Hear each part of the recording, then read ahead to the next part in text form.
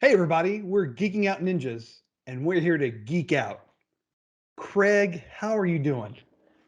Jeremiah, I'm doing all right. Doing all As right. per usual. Don't I want to knew you were oversell going to it, don't say want that. to undersell it. Just the right amount of selling of my state of mind and being. Well, it's been a while. It's It been has a been a while. Well, how are couple, you doing, 3 weeks. Jeremiah? I don't want to be rude. I mean, I have to reciprocate the pleasantries, right? I'm doing good. I'm actually doing pretty well. That's good. Um, I know that you were at game two. Was it game two of the World It Series? was game two. Yeah, so that's why we didn't record last week, is because Right. I was at the Astros World Series game. Right, and you failed to tell me until almost game time. I did, yeah. I meant to tell you sooner, and it just slipped my mind. So I was like, Jeremiah, by the way, I'm going to the World Series game. Yeah, actually, you didn't even say that. You just sent me a picture Oh, did I from the stadium? from the stadium, from your seat, because I said, are you going to be ready tonight?" And you just sent me a picture saying, "This is where I'm at," or something similar to that. Oh yeah, you said, how are we looking for tonight? I said, oh, bad news. I'm in Houston for the Astros World Series game. And if you can see, it's just a picture of the stadium before anybody got there. We got there so early. Um, How was it? it was pretty awesome. I mean, it was one of two games that they won, so Yeah, so that's I a mean good one to go to. that was a plus. Yeah, I mean to go to a game that they lost for, and as much as we paid for the tickets, it would have been like, oh my god, why did we do this? But I mean it's cool. You get to go to an event that only so many people will get to go to, and it was a fun experience to have. I'll probably never get to go to another one, but it That's was awesome. that's cool that you got to. Yeah, Yeah, got to go with my dad, so even better. He's a oh, huge, nice. huge Astros fan. Been an Astros fan for almost the beginning, I think, or probably from the beginning when they Wow. were the Colt 45s. Uh-huh. Pew pew pew pew. That's what guns sound like in my head. Very nice. Very nice. Well, just because we're talking about the Astros, so I watched a video. I never knew how they cheated. Oh yeah, So the video said that they thought they were using trash cans in the beginning, right. and then there was rumors of like some kind of patch that vibrated. Supposedly, yeah. Yeah, I don't know. Did they ever figure out? I guess I don't know. I mean, obviously the trash can was aired. People heard the trash cans during yeah, games. I don't know if there's been any conclusive evidence about the other methods, but yeah. but I don't yeah, know. I know we're not sports talk, but I just for some reason I guess that just yeah. appeared on. I think it was on TikTok. Probably. I mean, so here's the deal. They weren't the only team cheating around that same time. No, There were no. at least 8 other teams doing the exact same thing or a very similar system, including teams that were very disappointed in them, which was like the Yankees and the Dodgers. I'm like, okay, guys, way to be hypocrites about this whole thing. But Oh yeah. y'all didn't get caught, so everything's cool. Yeah, yeah, it's just one of those things. The person that gets caught is the one everybody gets to pick on. Yeah. Throughout It's the how we won years, the World Series. So, yeah, and throughout the years, I'm sure every team has tried to steal signs one way or another. oh, totally.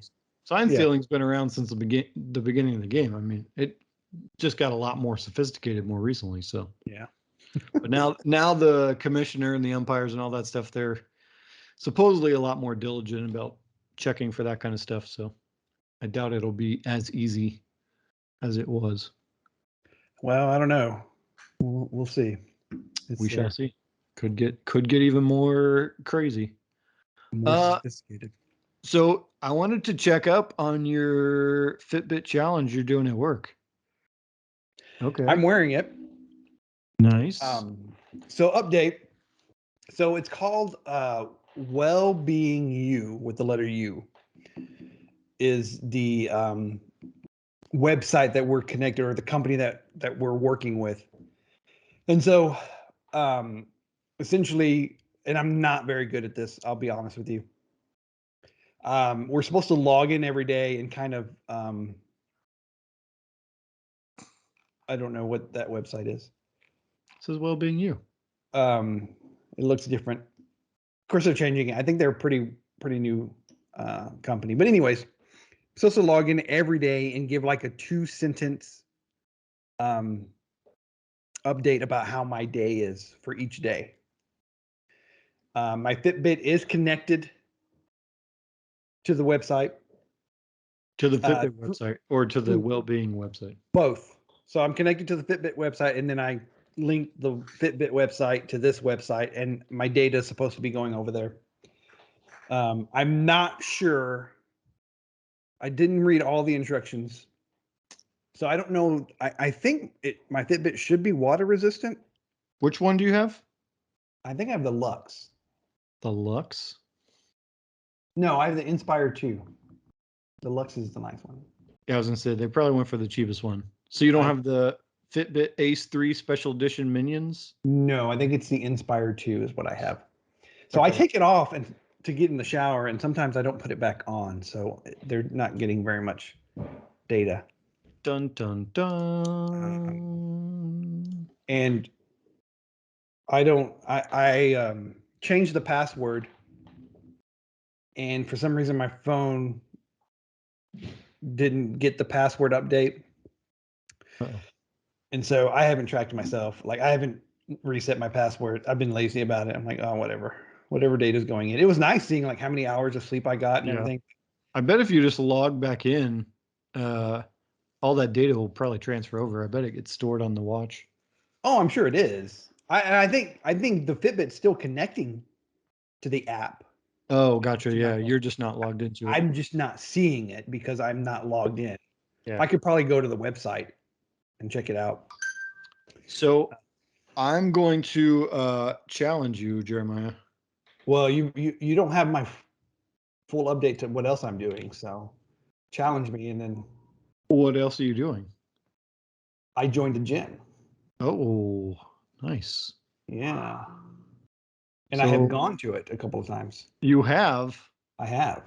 Look Yeah. at you. I've actually participated in the activities that go with joining a gym. That's good. Yeah. I'm excited. So But go ahead. I feel like we should do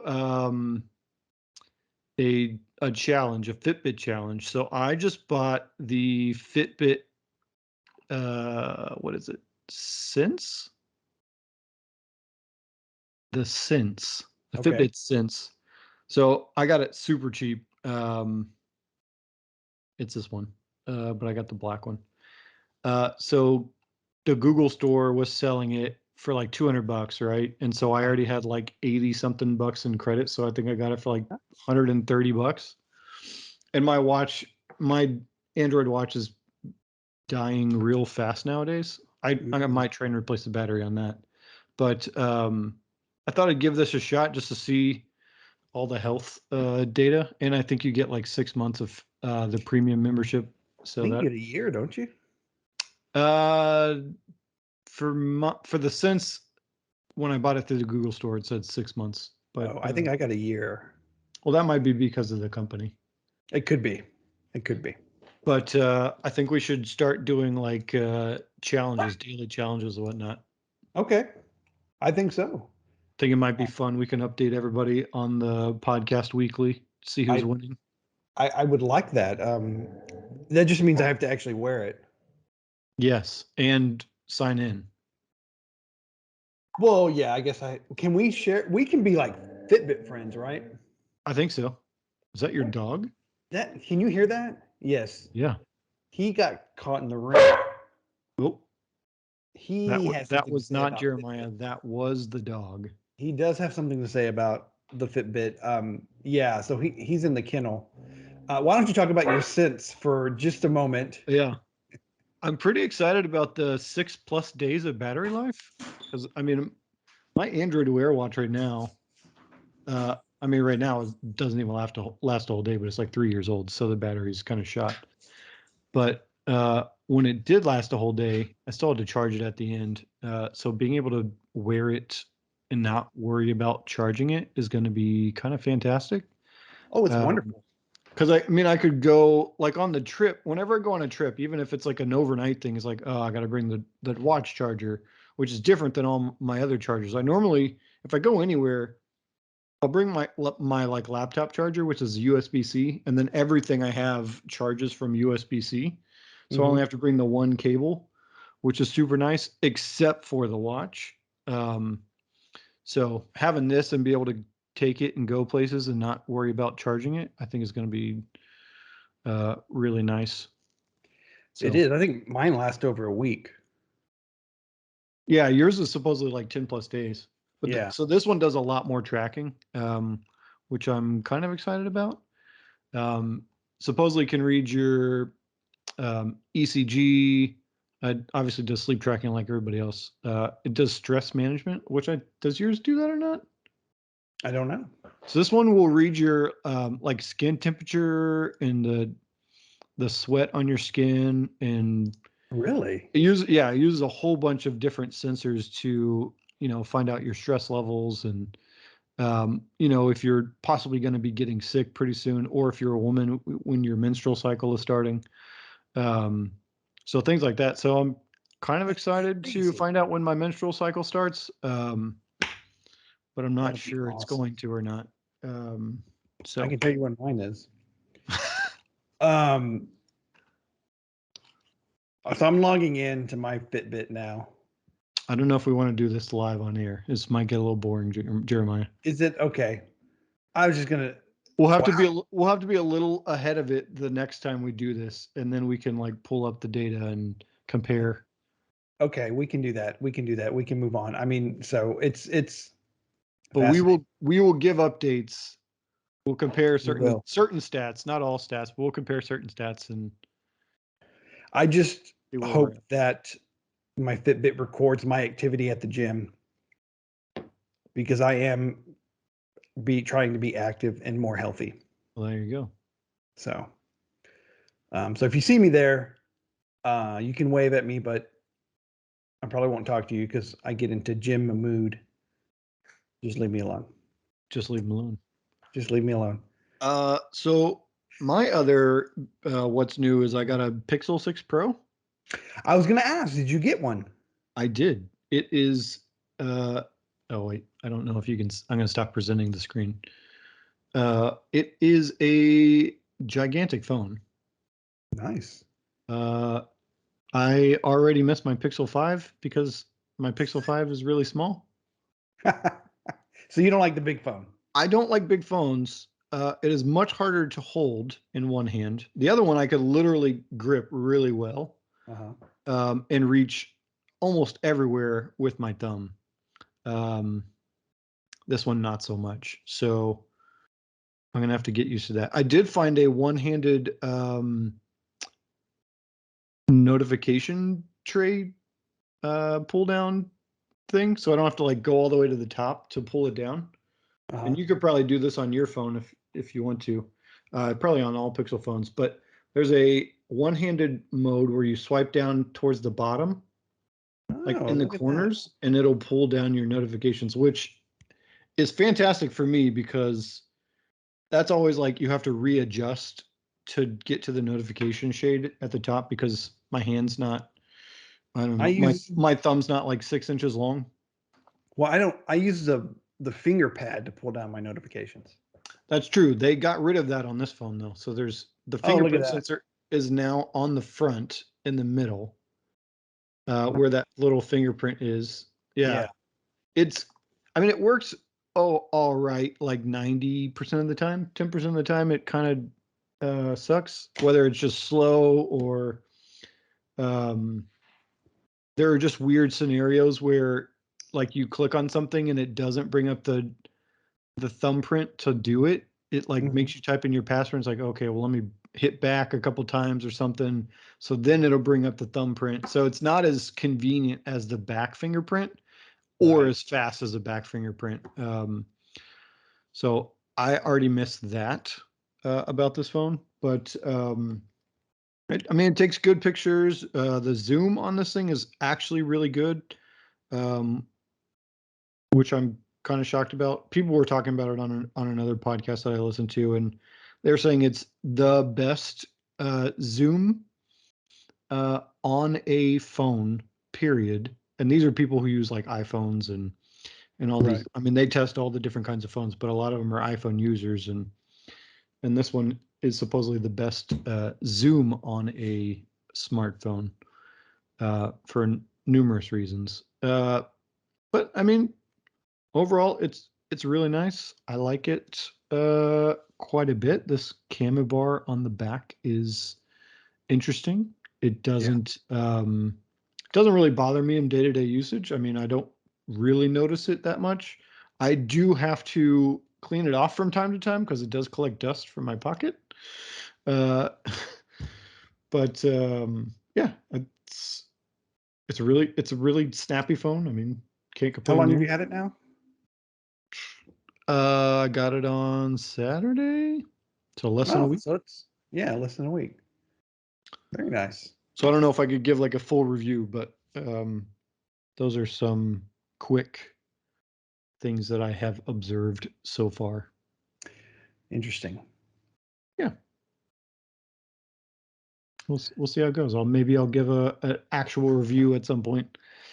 Do you have 5G in your area? I think I'm getting it. Remember when I talked about those antennas being about a mile apart from each other, kind of outside my neighborhood? Yeah. So AT&T's installing fiber right now in that whole area, which is a nightmare. But I think they're adding it to right there. But here's the deal with 5G. 5G is a gimmick. I've said it before, and I need to put my phone on silent. Yeah, it's a gimmick.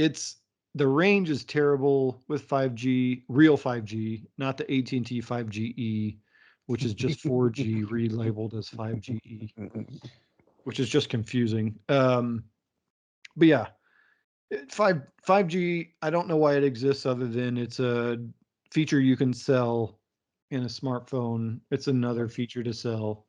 But it makes your battery life worse. So it's like, why do I want this? I don't know. Yeah, I don't even have a 5G signal, so I think I've gotten one here and there. I haven't noticed anything with it.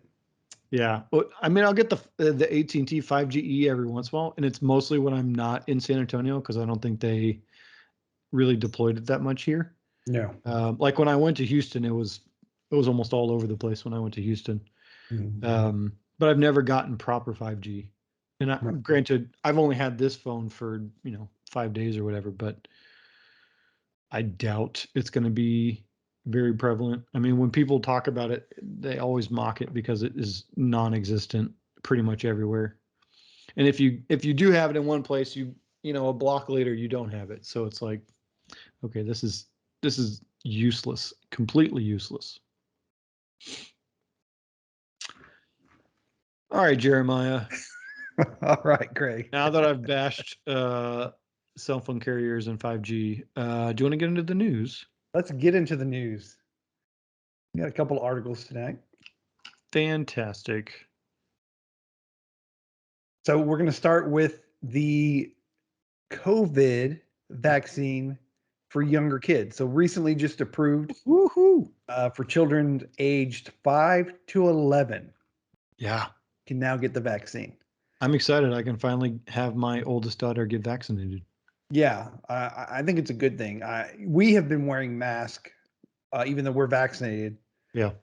Because of kids. I think that's been our primary thing is like, the kids can't get vaccinated, but that we're still carriers of it and we don't want to pass it on to anybody else. So we've been wearing masks regularly. Anytime we go out. But I think this is great. So it's the Pfizer vaccine right now. Yeah, for some reason they're the only ones who have gotten approved for anybody under 18, which is interesting. So they did was it 13 to 18 or 12 to 18? Right. That one's been out since I think the summer, and then or maybe like August. No, that's been a is little still bit longer because my son got it in the summer, I think. So it was prior to August. Yeah, I think a lot of kids were able to get that before school started. Yeah. But yeah, so this one is now Pfizer too. So it's interesting that the Moderna one has not been approved yet, which The Moderna one is supposedly more effective Right. in adults. So it's kind of interesting that it has not been approved for kids. I know they're trying to get it approved, but it just hasn't happened yet. So there are certain places you can go to get this vaccine for kids. So CVS, Walgreens, Rite Aid, and Walmart will let you book an appointment beginning, starting tomorrow, depending on the location. But obviously, you'll want to talk to your pediatrician first, and probably call them and see if maybe they have some vaccines as well. I know my kids have all gotten all their other vaccines from our pediatrician, so I imagine that'll be another vaccine that we get there. We may wait a little bit just so we can get it at the pediatrician's office, but unless he tells us otherwise. But then you could also get it at other places, probably not in the state of Texas. It says kids' schools and school districts, but I can almost guarantee you it's probably not many, if any, in the state of Texas that are going to be doing that. Local children's hospitals and probably some community centers as well. I imagine San Antonio will probably have some special vaccination spots like they've done in the past. So I would keep an eye out for those. There is no place to check for these yet. I imagine it'll probably be a couple days before something like that shows up on a website, just because these have just been officially approved last night. I know that the vaccines were actually shipped out, or pre-orders were taken a couple weeks ago. So most cities have probably already ordered their allotment for a while. And so there's probably going to be only a few spots open to start. So should be good news for I think it's like 28 million kids or something like that. Exactly. Yeah. So another huge chunk of the population. So I just saw the latest vaccination stats. So 80% of the U.S. population has now at least gotten one shot. Right. And 70% have been fully vaccinated. So we're definitely getting close to, and that's of people that can be vaccinated. That does not account for, kids 5 or under 11. That 80% and 70% is of people that can be vaccinated. So I think with this, we should be a lot better off and a lot closer to the point where we can start to get things 100% back to normal. Right. So yeah. Fingers crossed that this is a huge help for a lot of people. And I know, they're probably not the state of Texas, but I think some other states are probably, keeping their kids at home, still doing remote learning and things like that. So this will help those kids get back to school, which is a lot easier for them to learn. So hopefully it's a huge help. I think so. So vaccinations. I think you have to call, right? Because vaccines.gov hasn't been updated yet, but yeah, you have to call one of those places, or check their websites like Rite Aid's, Walgreens, or CVS or Walmart's. Check their websites or call your pediatrician and see what they know. So let's continue with the good news updates. Yeah. Because our next article has to do with Google and two-factor authentication, which starts auto-enrolling users. Yeah, so we've talked about this before. We talked about how Google was going to do it later in the year. Well, now it's later in the year. Mm-hmm. So they are starting to. I actually got the email. Was it yesterday? I think or maybe I didn't. I deleted it. I got. Oh yeah, so I got it yesterday. I got it for one of. So me and my wife have separate accounts, and then we have like a shared account that we kind of pay bills and have kid stuff in. So that one hadn't been set up with two-factor, but our other personal accounts have. That's fine. So we got an email saying, hey, just let you know, we're going to auto-enroll you on the 9th, I think it was. So they give you about 7 days notice. before they enroll you. And it's only going to be for those accounts that have a proper backup mechanism in place so that your transition to two-factor authentication, or in Google's case, two-step verification, is seamless for you. So if you don't have those things set up, then it's probably not going to auto-enroll you. And the backup requirements include a recovery phone number that can receive SMS codes or a recovery email. So if you don't have those things, you probably won't get it automatically turned on at this point in time. I imagine at some point, to keep a Google account, they're going to force you to put those things in there and then sign up for two-step verification, because I think it's obviously protection for you, but I think it's also protection for Google, and to try and keep people from abusing Google's email systems or things that are sending spam out, or sending malware out. I think they're trying to probably put a kibosh on that as well. I think this is, obviously push it out as like a consumer security feature, but I'm sure there's more to it than just that. CYA a little bit. Oh yeah. I mean, it helps them because it's going to make their life a whole lot easier too, right? Like, why wouldn't you? It's a win-win for everybody. I just love it. So I bought a new Chromecast recently, and just the fact that when I log into it, I don't want to talk to you, Google. My phone came on. It's great. It just went to my phone and said, verify. Are you trying to log in? Match the code. Perfect. Easy peasy. Lemon Awesome. squeezy. Yeah. Yeah. So there are a couple different ways for you to do the two-step verification. Sorry, I forgot to mention this. So like Jeremiah said, usually it's like a code or a confirmation prompt that shows up on your smartphone. But you can also use a physical security key, like a USB stick. So some of these can plug into your phone or your computer. They're probably the most secure way to do this if you're really hardcore into it. And I'll talk about this, and I'll have like a story about that in just a second. But you can also, there's something else you can use, but the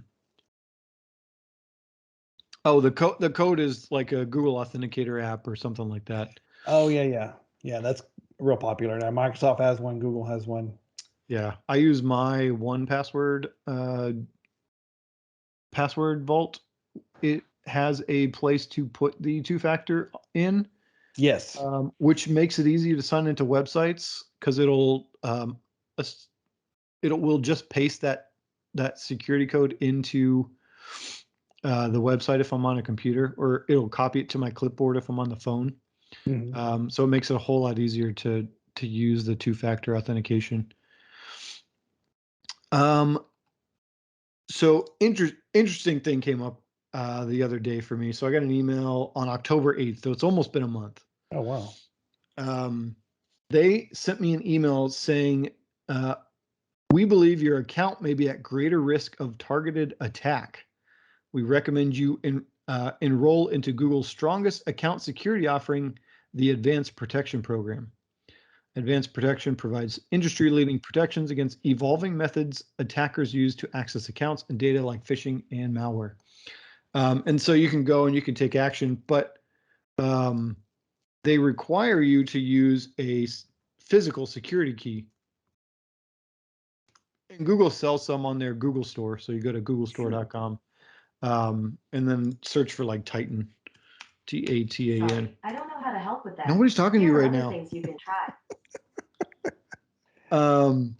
But the thing is, so I go to try and buy it, right? And everything's out of stock, and you can't add it. You can't even like tell me when this is going to be available again. It's just like you just have to keep checking every once in a while.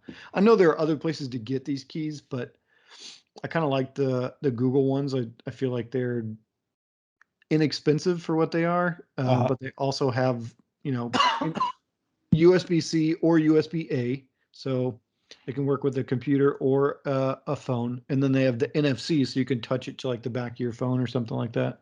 Because if I'm going to carry something like this around, which I don't really want to, because I've kind of gotten away from keys unless I go to work. I'd want to be able to just like tap it against my phone. I wouldn't want to have to like plug it into my phone or anything like that. But I'm curious how I somehow got on this like list of Yeah, that was advanced going to be my protection question. accounts. What are you doing to be on that list? I honestly have no idea. But What was it? Your personal account? Was it your? yeah, it's my personal. It's one I've had with Google, since they were in like the beta days. Yeah, that's probably why. I don't know. Maybe I'm more visible online. Yeah, well, I have no idea, but it was interesting to get that and then try to go buy the key, and it's like, oh, sorry, we don't have those. you're at risk, but you got to wait. But good luck protecting yourself. Nice. Yeah. That is awesome. Netflix officially has games, Jeremiah. What? It's happening. On Android. Only on Android right now. Only on Android. I feel like you should talk about this. You're the one most excited about this, I feel like. Was I? I don't know that I am, because if I remember correctly, they were beta testing like in Holland or something, right? Yeah, some foreign country. Yeah. So I think it was Eastern Europe, actually. Was it Eastern? I don't even know where it was. It was just somewhere that seemed like a weird place, but I guess people were gamers there. It might have been Poland, actually. Sorry, keep going.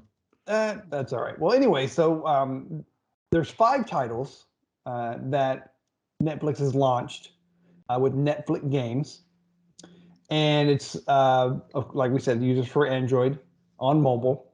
The games are Stranger Things 1984, Stranger Things 3, Shooting Hoops, Card Blast, and Teeter Up.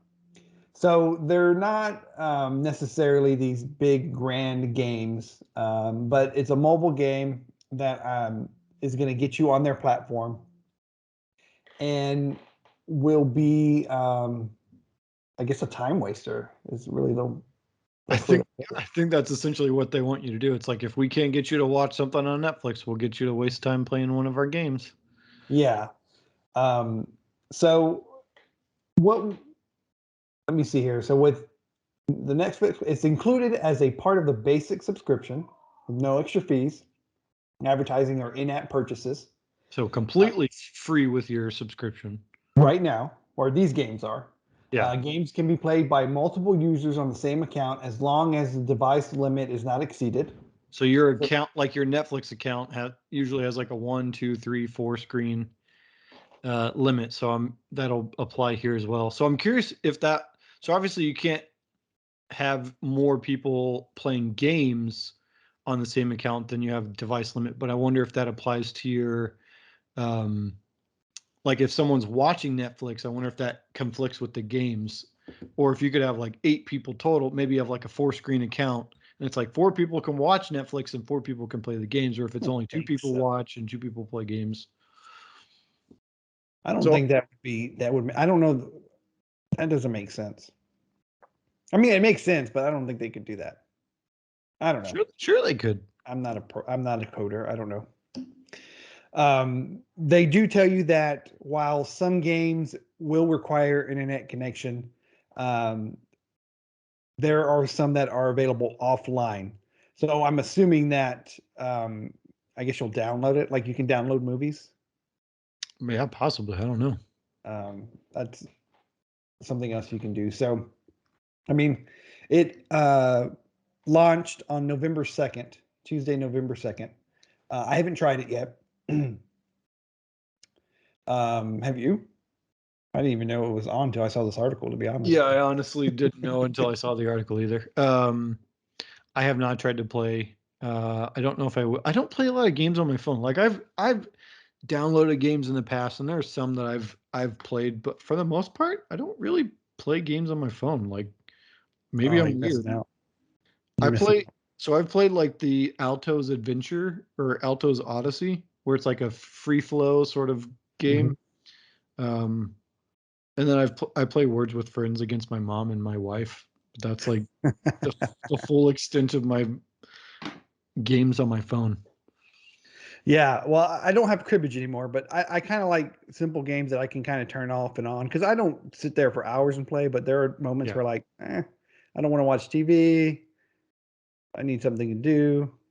Yeah. I don't want to watch TikTok. I'm going to play a game, but I want it to be, kind of quick and easy to turn Yeah. off and on. I normally play my PlayStation if I want to play a real game. Yeah, I've kind of gotten away from consoles. That's just what happens. It just happens. So hopefully next week, when we're back on, maybe one of us, I'll make an effort to see. Jeremiah is definitely going to be the guinea pig for this one. I'll test it out. I'll let you know how these games look and feel, and whether you should waste your time with it. He'll waste his, so you don't have to waste yours. That's what I'm here for. That's what I'm here for. All right. Awesome. So if we keep rolling here, Let's do it, Jeremiah. next article talks about how researchers bypass optic nerve to deliver images directly to a blind woman's brain. I know we love these This is incredible. technology integrating with the biology stuff. Yeah, I was shocked about this one. So I mean, it's not like a cure for blindness at this point in time. So it only allows the patient to see shapes and letters at this point in time. But the fact that they completely bypassed the optic nerve is kind of like mind blowing. They essentially so I guess let me tell you a little background on this. Right. So this lady, Berna Gomez, was diagnosed with toxic optic neuropathy at age 42. The fact that it's called toxic optic neuropathy is just crazy to me. So it's a rapidly progressing disease that deteriorated her optic nerves and rendered her blind in a matter of days. Wow, Could you imagine that? That's crazy. Like finding out, oh crap, I've got this toxic optic neuropathy. Oh, I'm going to be blind in a week. Be like, what? Yeah. Your way of life is going to completely change. You're going to be like useless for a long time until you figure out how to be blind. And I imagine that is not an easy thing to do. No, especially at that age. Oh yeah. I'm 42 right now. Like I couldn't imagine just going blind and having to relearn. Oh yeah. You've got to learn how to probably read Braille if you ever want to read again. Got to learn how to navigate blind, which has got to be crazy to, I don't know. So the breakthrough was achieved using an implant known as the Morin cortivus prosthesis. Device consists of 96 individual electrodes that are implanted directly in the patient's visual cortex. So once they're in place, the implants electrodes can be stimulated in specific combinations to deliver quote unquote images directly to the patient's mind. The implant has successfully presented images ranging from spots of light and horizontal lines to some uppercase and lowercase letters. But the fact that it can bypass your optic nerve and go directly to the brain's vision center, Yeah. like my mind is blown because I can just imagine what they'll be able to do with something like this, 10 or once again, like 10 to 20 years. A lot of the stuff that we talk about is like, it's still pretty early on. And so I think a lot of this stuff is going to take 10, 20 years before, becomes anything that's really useful for anybody. But being able to even figure out how to do this blows my mind. You got to be real wicked smart, as they would say in Boston, wicked smart. It's probably a terrible Boston accent. I apologize for anybody who's from Boston. But yeah, it's crazy to me. You have to know a lot about the brain as well and where to put these that's electrodes. the cool thing. It's like they know where to put it. Yeah. I mean, obviously we know,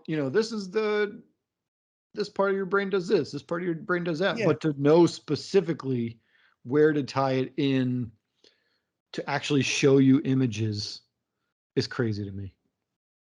Yeah.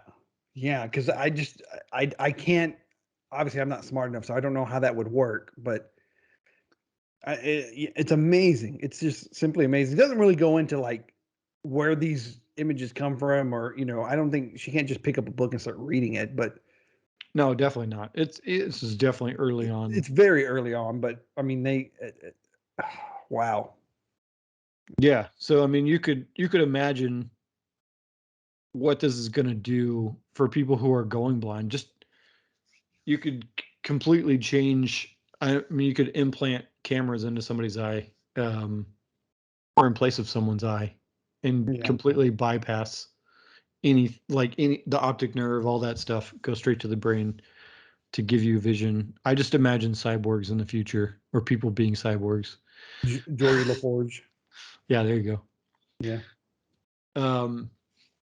So what's crazy is, so this is not the first time they've used this particular nerve interface. They have done this once before, to allow someone to feel an artificial limb. So, yeah, this kind of technology, I think, is getting a little more advanced. So obviously, feeling an artificial limb still got to go straight to the brain. Right. But I imagine it's probably a little more difficult to let you see images than to let you feel a limb. So, Man. Crazy cool stuff. to science in the future. Man, yeah. Simply amazing. Just right. as amazing as how much data that your ISP is collecting about you. Oh, that's terrible. Are we ending on this note? That was a good segue. It was a good segue, but I just don't like the article. The truth is out there, Jeremiah, and it's in this article. I've kind of come to terms with it, to be honest with you. Yeah. I mean, we kind of all have to, right? Yeah. Not a whole lot we can do about it. Yeah. I mean, did we not know this? I feel like we did, but I mean, everybody like assumes that this is what's happening, but until you get the concrete data, it's just, hypothetical. Well, it's been confirmed by the FTC. They did a study on your internet service provider, and they collect a scary amount of personal data on you. Even when they promise not to sell your information, it often ends up in the hands of advertisers and other third parties. What? So, it's a little different than like a Google or a Facebook or a Twitter using your data, because you have to opt into those services, right? Right. With an ISP, you literally have no other choice. A lot of people, you have the one choice, and we've talked about this, internet providers and the lack of choice out there. But you literally have no choice. It's like, if you want to get on the internet, you have to use this service. Mm-hmm. And so it's not an opt-in thing, even though they say, there's something in the article. So even when an ISP provides opt-outs for this sort of data collection, the FTC says these illusory choices are usually ignored by the ISP. So as you can see, it is not opt-in or opt-out. It is you have no choice. So all of the ISP information is completely anonymous, unfortunately. So they don't tell you which ISP is doing what. Right. Which, in the grand scheme of things, it doesn't really matter because they're all doing it. Yeah. Every single ISP is tracking you. Right. So the report actually analyzed the practice of 6 different ISPs. Yeah. And their advertising subsidiaries. So it's probably 6 of the bigger ones. Oh, yeah. Everybody follows suit, that they all do things the same way. I'm sure they have a big convention where they share. This is what we do. And then they invite all the politicians to it. So I'm going to kind of read some of this article because it's pretty detailed. So having a tap on the data leaving your modem gives ISPs deep insight into you as a person. Not only is your online browsing history recorded, but so is your search data, DNS records, financial records, video viewing stats, and even what smart home devices are active and when. So they know when my little hover camera is active? Oh yeah, totally. So, all those times you are being served ads when you're on one device and you go to another device, it's because of your ISP. It's not because you're signed into Google or Facebook, although those will do very similar things. But if it's going across devices and you're not signed into your Google account on one device, but you are on the other device, it's your ISP selling ads to you. Oh yeah, they do that too. So they'd pull all the same information that Google and Facebook does. Except they have everything, literally everything, and they then sell that information to third parties, or they just sell ads to you based on that information. So here's the thing: this all sounds like it should be illegal, right? Right? Or at least in violation of some regulatory rules. The FTC did try to make rules preventing these excesses in 2017. Which it would have forced ISPs to get opt-in consent and not opt-out consent to collect data such as your precise location, browsing history, and app usage. However, the good old party-controlled Congress used the Congressional Review Act to block it. So the Republican-controlled Congress said, "Nah, we are in the pocketbook of these ISPs, and we do not want to block this sort of thing." Because then it cuts off all the money that we want. Not to say that Democrats, I'm sure the feeling's mutual. Yeah. So the FTC voted unanimously 4-0 to release this report to the public, but it can't do much about the problem when Congress has shown it will do whatever it takes to protect the broadband industry. Perhaps the best way to prevent this right now is to route your home broadband traffic through a VPN. However, you will then have to trust the VPN more than your ISP. So really, you're kind of screwed. Everybody's got you over a barrel, as they would say in the old days. But what, and I don't know if this is what they do, but I mean, so you're still using your ISP to connect to the VPN. Right. Wouldn't the data coming back from the VPN go through the ISP? So wouldn't they still be able to collect some data? So technically they shouldn't be able to see any of it just because that VPN creates like a private tunnel on the internet. So they shouldn't be able to see it. Theoretically, yeah. And then you have like it says, you have to trust the VPN. So some VPNs, probably most of them, I mean, they'll give your data up to ISPs or the government or other places like that. So you really have to be very specific about which VPN provider you use. And I think there's probably only 2 or 3 that I would ever use that they don't keep logs or records of anything that you're doing on the internet. So there's really nothing to go back to if someone were to ask. But yeah, there's a whole lot of nothing you can do about it, unfortunately. Yeah. And on that bombshell, we had to kind of ease back into this. We didn't go an hour and a half tonight. That we'd get back into the. It's been 3 weeks. It has been 3 weeks, but the last episode was almost a month ago. Was it? Yeah, it was like October 8th. Wow. I don't know how to tell dates. Wow. Well, we need to. I think on the next episode we should really discuss like maybe some good tech gifts or something. Yeah, we should probably get started on that because you're gonna have to buy things a lot earlier this year than normal because of the chip shortages and just supply chain shortages, or not shortages, but strains on the supply chain. I even heard that cardboard is going to be hard to find for all these companies. Really? Yeah, cardboard. Huh. So I mean, everything's been affected by the pandemic. Yeah. So it's crazy to think cardboard. I feel like cardboard is like one of the most ubiquitous things on the planet at this point, but you have, some companies that don't recycle their cardboard, so you kind of get stuck with brand new cardboard all the time. It'd be great if everybody recycled their cardboard. I know that in San Antonio, you break your box down, put it in the recycle bin, and it gets recycled. That's what we do. I do my part. Yeah. I don't break them all down though. They prefer it if you flatten them out, because that way they don't have to do it. But Sure. Yeah. Well, I try and here's my thing. I try and keep the cost as low as possible for recycling, because I know recycling is not like it's not a high like return on investment.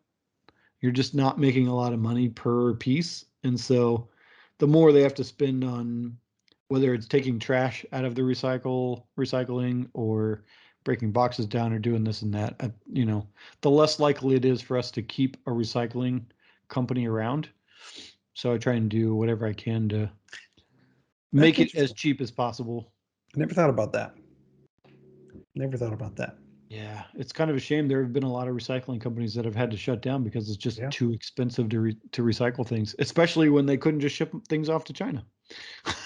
Because China was like, you know what? We don't want any more of your junk. Stop sending it to us, please. And everybody was like, dang it, now we have to do something about it? Never mind. Just throw it in the landfill. Ugh, terrible. Awesome. Well, share us with your friends. Tell everybody around to look out for our Christmas episode, which we're going to talk about gifts. I'm excited about that because I like shopping. Maybe we should have Geeking Out Ninja merchandise. I think we need to.